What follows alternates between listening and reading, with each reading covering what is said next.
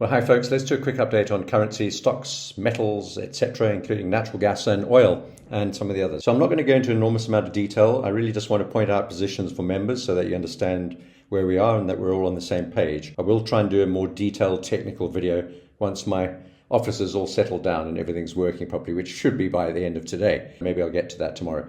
Let's go through the majors. I really don't know where we're going on the majors at the moment. I'm just going to look at the dollar index as usual and use this as an overall guide. We just sort of stair-stepping upwards. We came out of that consolidation zone, moved up to the next fib, consolidated, moved up to the next fib and moving average, consolidated below the 618, and we've now just broken through it yesterday. So it looks like we might actually have to head up into this order block above us here, where the 78.6% fib is at 105.90, and it's also right into this resistance zone. If that happens, obviously the euro and the pound will tend to decline, and the dollar yen will tend to increase. However, I think the dollar yen might be slightly different. We're short on the dollar yen. Let's go to that one, and there's the recent high at around 152. We're just below that at the moment, and trying to form, I suppose, a hesitation candle today. This is not a reversal candle. We are short on this, and I have not added any further positions just yet. If we see a clear daily reversal whilst underneath this level here, the pink zone, then I'll consider adding to my short position. But ideally, I'd like to wait until we get up into this area here, from about 151.20 up to about 151.80, that sort of region. So we'll keep an eye on that.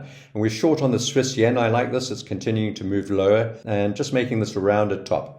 I've drawn in that rounded top pattern. Doesn't mean we're going to follow that, of course, but we are rounding, and it's a kind of a crown formation. The yen pairs often do this. And if you don't know what a crown is, you can go and have a look at Investopedia. I'll put that page up as we talk so you can have a quick look at it. And also you can follow the link on Investopedia if you want to read more about it.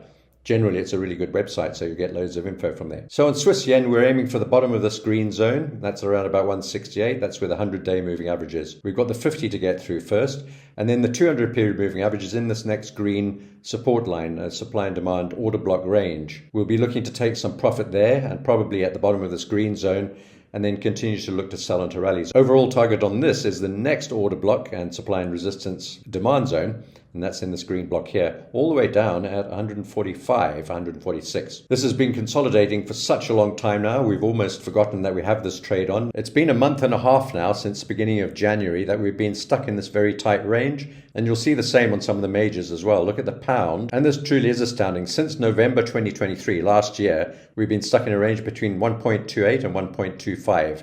So a 300 pip range on the pound lasting about 6 or 7 weeks is incredibly unusual. When we do get a big move, it should be quite explosive, perhaps down to the downside at these green zones here, or to the upside. Notice that we're trading right in the middle. You know my mantra, no diddling in the middle, and the pound is right literally in the middle of its range. The euro, on the other hand, has been angling down and drifting down. It's been much weaker than the pound, but below us we've got this channel bottom, and I'll be watching this very closely. That would take us down to about 1.0660. And that's formed by this long-term channel. It's not the best channel, it's been broken many times. It's a rough guide, and it'll give us an inclination of where we could start to look to buy on the euro. Just want to go through the weekly charts very quickly in 30 seconds. There's the euro weekly. Support's down here at the bottom of this red zone, in the low 1.06s. The pound weekly looks very much like a sort of a lopsided head and shoulders pattern. We're heading down at the moment. There's no reason to be buying the pound at the current level, although we are at the 20 and the 50 weekly moving average. We've got the 100 below us, and then this green zone is the area of interest. Notice, as I pointed out earlier on the pound, that we are right in the middle of a range, and there are no really good probability trades on at the moment. Quickly looking at the Swiss weekly, there's that rounded top drawn on the weekly chart. There's the horizontal support line that we've got to close beneath. We're trying to do that this week already, so that's a really good sign. Notice how squiggly this line is that I drew on the daily chart when you put it on the weekly chart. So we have this rounded top. We're currently below the support line, trying to move lower. We've got a decent short position on this, and this week's candle follows one hanging man, one doji, one spike low, one spike up, and another doji. So lots of hesitation candles on the weekly chart, going sideways, nowhere, but now looking to move down. Stocks are very simple. We're short on the NASDAQ right from the top, but we've got this trend line that we're butting down against right now. We've got to close beneath this trend line. The 20-period moving average is there, and the trend line right on top of each other. It's also the center line of this larger channel. That's this dotted blue line here. We've got to close beneath there this week, and hopefully even today, in order to get a move down to the next support level. That's at around about 16,920, and then the next level of support is all the way down here at about 15,800. Looking at the weekly chart on the NASDAQ, we've got a bearish week, but It's not convincing. There's the channel line and the blue center line of the larger channel. We reached down to precisely that center line yesterday, bounced off it quite dramatically. The jury's still out. Whether this is going to go down, break the trend line and move lower or not, I don't know. But we are short and we'll certainly add some more if we get a close beneath this trend line. Very similar picture on the S&P. I'm not going to go into this in too much detail, but you can see the same sort of chart. Very, very similar. There's the trend line. There's the 20-period moving average. We've got to close beneath it. We did try yesterday and actually pierced this trend line for the first time in about 18 months. So that's very, very good news. You can see that this channel extends all the way back into October 2023. And we're just testing that now. This is the third test of the trend line and the 20 SMA on the S&P, whereas on the NASDAQ, it's actually the fourth test. There's 1, 2, 3, 4. And once you get to 4 tests or beyond that, things become more and more precarious for the stock holding up, and it should begin to move down, certainly if not the fourth time, definitely on the fifth time. Let me just go through metals very quickly. I'm long on gold. A small position. We took a lot of profit off at these highs here, and I'm looking to rebuy into dips. Let's just see where gold could go. This is the daily chart. We're just touching the 100-period moving average. We've got various Fibonacci levels. We've moved through the 38. We're approaching the 50, and that's at about 1972 to 1975. But there's more important support below that in the 1920 to 25 region, this green order block zone, and it's also the 61.8% Fibonacci, the golden number. Do we have to get down in there on gold? The way it looks, probably yes. Let's go to the weekly chart. You can see we've broken down through that sort of very short trend line. We've got a much bigger trend line down here. That's the channel line, and it's also that order block support zone around the 618 Fib that we talked about on the day chart. I think we may have to reach into that zone where I'll be looking to buy more gold. I think that's a great opportunity. It's quite a nice long-term channel that we're beginning to form, and if we can stay within this channel, bounce off the third touch, we should be able to reach up to the top of the channel. The top of the channel right now, if we moved up there this week, which we won't, but if we did, that's at about 2225. But by the time we get there, if we get there, let's assume that's several weeks into the future, that would take us up to about 2260. So somewhere around 2220 to 2250, 60 maybe is our target for gold. But we may have to be a bit more patient and buy into dips into the support zone in the mid to low 1900s. I'm not trading silver, so nothing to say on that. We have a long position on URA at 2975, but I'm allowing for further dips down to this trend line, the 61.8% Fibonacci, and maybe even the 786 and the swing low here. I have a relatively small position on this so far, and we'll continue to look to buy dips.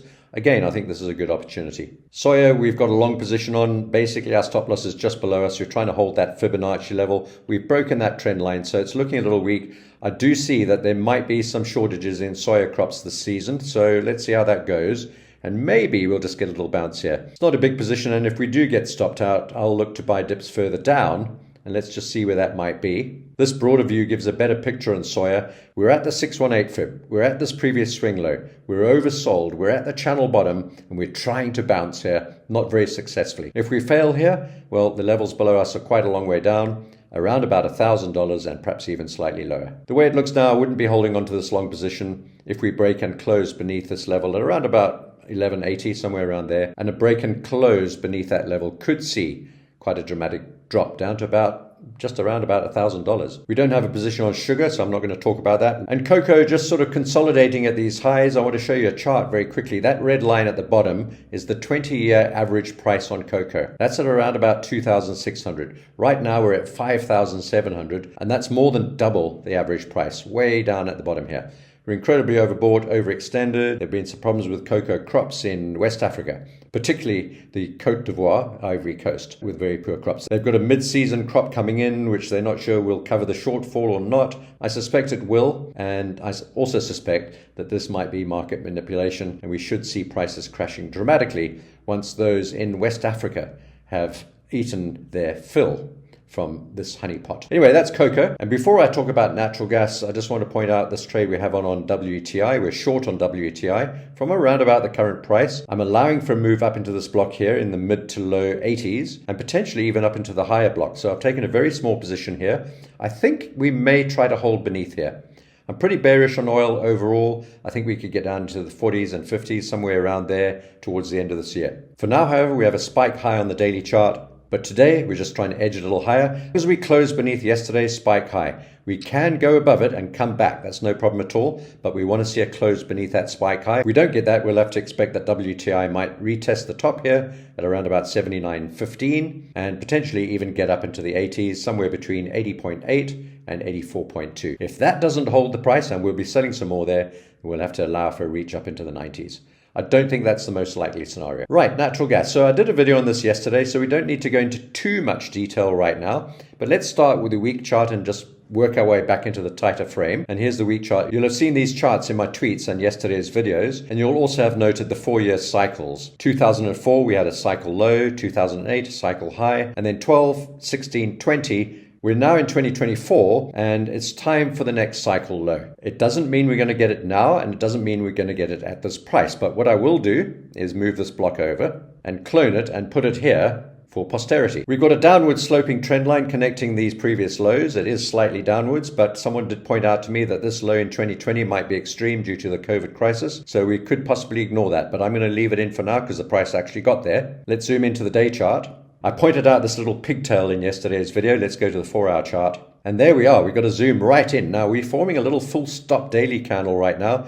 On the 4-hour, we range between 1.697 and 1.654. So a very, very, very tight range on this 4-hour chart. That's my first target up there. The beauty of these charts is I can move this around anywhere that I want.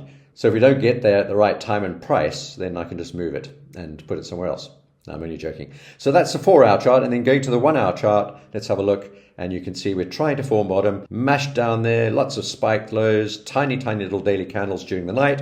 And this last 1-hour candle that we're busy trading in right now, another spike low, potential short-term day trading double bottom. For the bigger picture, this makes no difference whatsoever. Go back to the day chart. All we've got is a tiny little daily star candle there right now. It's so tiny it's even difficult to see, but I'll try and zoom in when I edit the video. So I've been pretty clear on my current positions on natural gas and my strategy going forward. For members, go and check that out in the members room. On this screen, 10-year yield has just broken out of resistance quite forcibly, actually, after the terrible CPI numbers that came out yesterday. Next target, 4.5, 4.6, and maybe, I don't think so, but maybe we'll get up to 5 again. Who knows?